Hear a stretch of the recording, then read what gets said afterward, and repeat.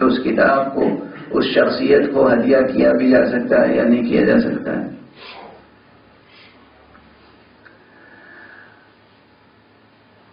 یا سماجی مثال یہ کہ آپ کبھی کسی روڈ، کسی سڑک، کسی گلی، کسی پارک، کسی بلڈنگ کو کسی کے نام پہ ڈیڈیکیٹ کرتے ہیں، تو کوئی مناسبت ہونی چاہیے،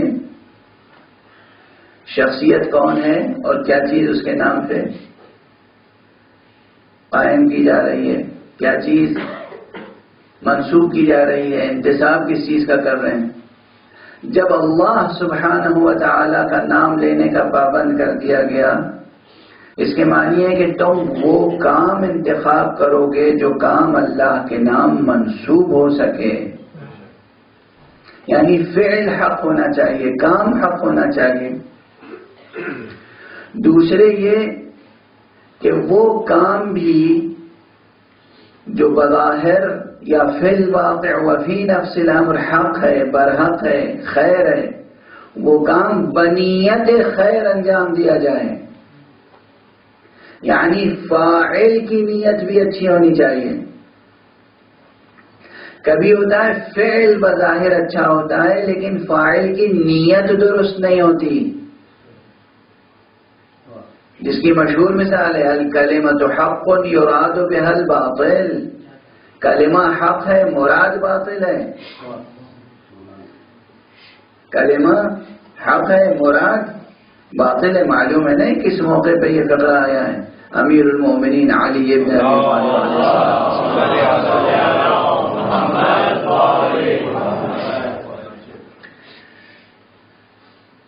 کام بظاہر درست ہے مگر اچھی نیت سے نہیں کیا جا رہا ہے۔ یہاں بھی بسم اللہ الرحمن الرحیم نہیں کہہ سکتے آپ، اور کہیں گے تو بے اثر ہوگا، کہیں گے تو بے اثر ہوگا۔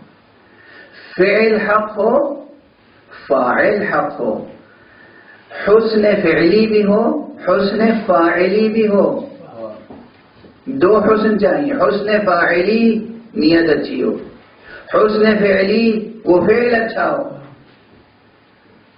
توجہ فرمائیں نا، یہ دو شرطیں جب موجود ہوں گی تب آپ بسم اللہ الرحمن الرحیم کہنے کے سزاوار ہوں گے، اور اس وقت جب بسم اللہ الرحمن الرحیم کہیں گے، بسم اللہ کہیں گے، حسن فعلی بھی ہوگا، حسن فاعلی بھی ہوگا، تو ممکن نہیں ہے کہ وہ فعل نتیجے تک نہ پہنچے، ممکن نہیں ہے۔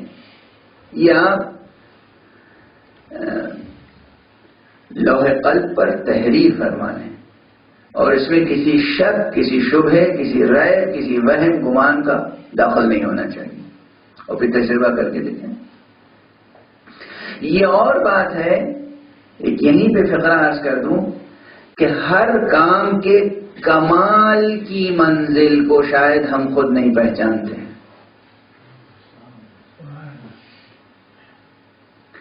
جب ہم نے کوئی کام شروع کیا اور سپرد کر دیا اللہ سبحانہ و تعالیٰ کے، تو وہ اس کام کو اپنے لحاظ سے کمال تک پہنچائے گا، نہ کہ ہمارے لحاظ سے۔ ممکن ہے ہمارا افق نگاہ محدود ہو، ہماری نگاہی کیا، ہماری نظری کیا، ہماری پہنچ کیا، ہمارا افق نگاہ، ہماری نظر محدود ہے، تھوڑی سی بلندی یا تھوڑا سا فاصلہ ہماری نظر میں ہے۔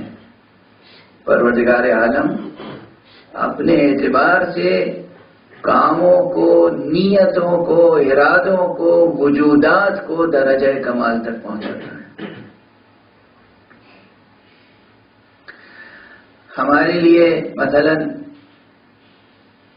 منتہا فکر یہ ہے، جو کچھ ہم سوچ سکتے ہیں اس کی آخری انتہا یہ ہے کہ ہم اس دنیا میں خوشحال زندگی بسر کریں، پھلے پھولیں، اور کوئی گزند نہ پہنچے، کوئی مشکل درپیش نہ ہو، کوئی مصیبت سامنے نہ آئے۔ بس اللہ سبحانہ و تعالیٰ دیکھتا ہے کہ اس جہان میں تمہاری زندگی کتنی عالی شان ہونی چاہیے، اور اس اعتبار سے ہمیں درجات کمال تک پہنچاتا ہے۔ اور ان درجات کمال تک پہنچنے کے لیے جو لازمی تقاضے پورے ہوتے ہیں، چونکہ ہمیں شعور نہیں ہے اس لیے کبھی کبھی وہ چیزیں مشکل نظر آتی ہیں، لیکن یاد رکھیے کہ جو کارخانے قدرت میں مشکل امور لازمی طور پر آتے ہیں، ان مشکلوں کا حل بھی وہیں سے آتا ہوتا ہے، وہیں سے مشکل کا حل بھی ملتا ہے۔ اور ایک تو نہیں، نہ جانے کتنی مثالیں ہیں۔ پروردگار کی طرف سے حکمت کی، مصلحت کی، رحمت کی، فیضان رحمت کی کتنی مثالیں ہیں، اور ہماری طرف سے غفلت کی کتنی مثالیں۔ آج تشریف نہیں رکھتے ہیں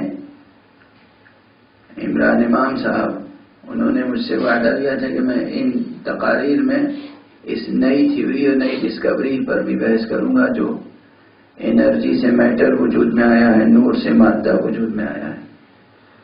میں آج صرف ایک جملہ عرض کرنا چاہتا ہوں، اور یہ جملہ آپ حضرات نے اگر یاد رکھا تو کام آئے گا۔ ہماری غفلتوں کی انتہا نہیں ہے۔ جو منظر ہم روز اپنی آنکھوں سے دیکھ رہے ہیں، وہ منظر صدیوں کی کوششوں کے بعد سائنس ڈسکور کرتی ہے۔ توجہ فرما رہے ہیں آپ، میں کیا عرض کر رہا ہوں؟ سائنس دعویٰ کرتی ہے آج ہم نے انکشاف کیا، آج ڈسکور کیا، وہ چیز جو آلریڈی ڈسکورڈ ہے، یعنی ظاہر ہے۔ اللہ سبحانہ و تعالیٰ کے ناموں میں سے ایک نام ہے الظاہر، اور سورہ مبارکہ حدید کے شروع میں ہے کہ وہی ظاہر ہے، وہی باطن ہے، وہی ظاہر ہے، وہی باطن ہے۔ اس کے امور کی شان بھی ہے کہ اس میں ظہور بھی ہے اور بطون بھی ہے، آشکارا بھی ہے اور پنہا بھی ہے، عیاں بھی ہے، نہا بھی ہے۔ یہ طلسم دیکھنے سے تعلق رکھتا ہے، مگر آپ ایک چھوٹا سا بیج بوتے ہیں زمین میں، ایک چھوٹا سا تخم میں، چھوٹا سا بیج، یہ بیج بڑھ کے شجر سایہ دار ہو جاتا ہے۔ اس بیج میں اس کا حجم، اس کا والیوم، اس کا ویٹ، اس کا ماس، اس میں جو کچھ ہے کتنا ہے، کیا ہے، اور یہ بڑھ رہا ہے، اور بڑھ کے پھر اس کا ویٹ اور والیوم اور ماس اور کیا کیا ہو جاتا ہے، کتنا ہو جاتا ہے۔ یہ کہاں سے اس وجود میں برکتیں پیدا ہو رہی ہیں؟ لفظ برکت پہ غور کیجیے، اس میں اضافہ کہاں سے ہو رہا ہے؟ زمین میں کوئی کمی ہو رہی ہے وہ پروسیس، سائنسی پروسیس ہے، کچھ چیزیں، کچھ انگریڈینٹس، کچھ غذائیں زمین سے لیتے ہیں پودے اور پروان چڑھتے ہیں، لیکن کتنا لے رہا ہے اور کتنا دے رہا ہے؟ یہ بیچ میں جو اضافہ ہو رہا ہے، ایسا نہیں لگتا کہ کوئی قوت ہے جو مادے میں بدلتی چلی جا رہی ہے؟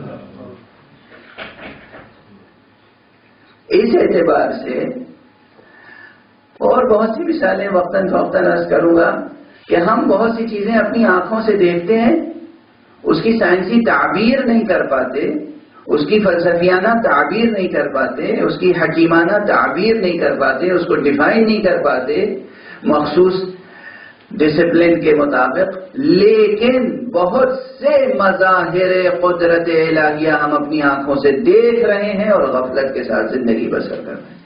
یہ ہماری غفلتوں کا حال ہے۔ پروردگار جب فرما رہا ہے کہ تم بسم اللہ الرحمن الرحیم سے ہر کام کا آغاز کرو، تو اس میں بڑے رموز ہیں واقعاً۔ اور جانے دیجیے مولا امیر المومنین علی بن ابی طالب علیہ السلام، یہ حدیث صحیح السند ہے۔ کھانے پینے کے آداب میں حضرت نے فرمایا کہ جب دسترخوان پہ بیٹھو تو جو بھی کھاؤ بسم اللہ الرحمن الرحیم ضرور کھاؤ، اور فرمایا جو چیز بھی کھائی جائے گی بسم اللہ الرحمن الرحیم کہہ کر وہ کبھی نقصان نہیں کرے گی۔ کچھ دنوں کے بعد ایک شخص نے حضرت کے سامنے آ کے شکوہ کیا، گلا کیا، یا امیر المومنین میں نے بسم اللہ الرحمن الرحیم کہہ کے کھایا تھا اور مجھے نقصان کر گئی تھی. تو آپ نے فوراً ٹوکا کہ دسترخوان پہ جتنی چیزیں تھیں ہر چیز کھاتے وقت بسم اللہ کہی تھی، یہ آیت پڑھی تھی، یا بس ایک مرتبہ بسم اللہ کہا اس کے بعد جو سامنے آیا پھر کھاتے چلے گئے؟ توجہ فرمائی. اب 10 چیزیں رکھی ہیں ماشاءاللہ دسترخوان پر، آپ نے ایک بار بسم اللہ کہا اور کھانا شروع کیا. تو بہت سی چیزیں ایسی ہیں جو مضر ہو سکتی ہیں. اگر آپ نے ہر چیز پر بسم اللہ الرحمن الرحیم تلاوت کی ہوتی یہ آیت تو ممکن نہیں تھا کہ نقصان ہو جاتا. اسے آپ حضرات، یہ روایت ہے، صحیح السند ہے، اور اسے آپ شک و شبہ کی نگاہ سے نہ دیکھیں، اسے تجربہ کر کے دیکھیے گا.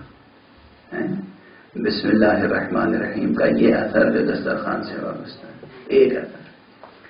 زندگی کا کوئی بھی عمل ہو بسم اللہ الرحمن الرحیم کہہ کر آپ انجام دیں، انشاءاللہ اوپر ثمر ہوگا، بے نتیجہ کبھی نہیں ہوگا. ایک چیز کی طرف توجہ فرمائیں کہ جو حدیث شریف میں لفظ آیا ہے وہ ہے ابتر کا.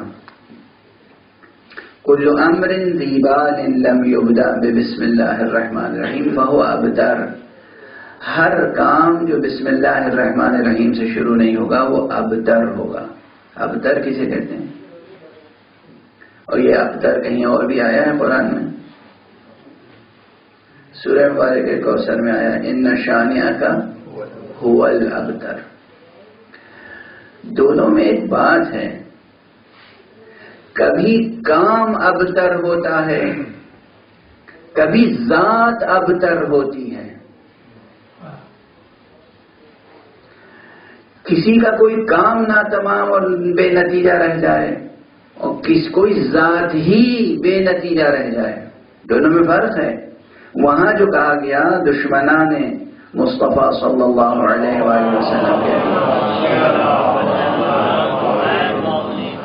وہاں پر خود دشمنوں کے لیے کہا گیا ہوا ان شانئک هو الابتر.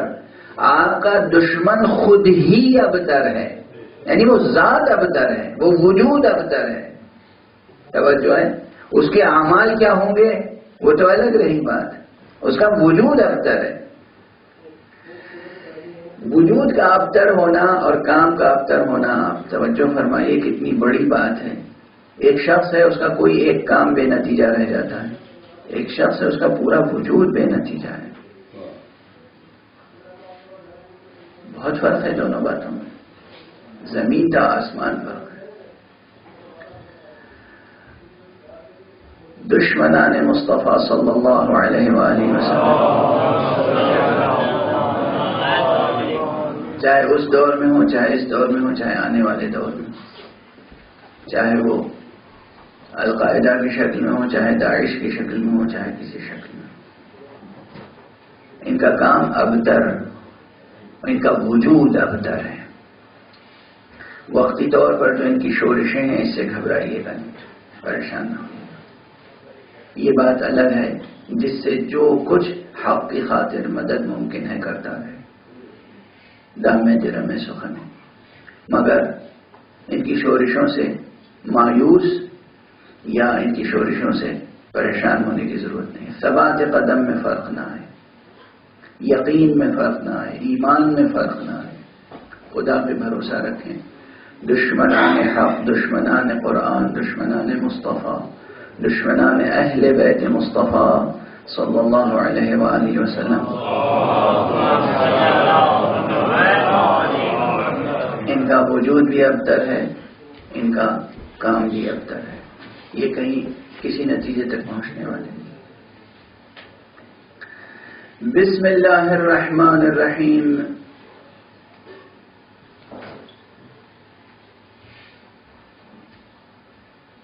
کہ اور جو آثار اور فضائل ہیں اب اس وقت اس سے گفتگو ہمیں قدم آگے بڑھاتے ہیں، کیونکہ بات پھر الفاظ تک آئے گی اور الفاظ سے حروف تک آئے گی. بسم اللہ شروع ہوتا ہے ایک حرف سے، حرف با.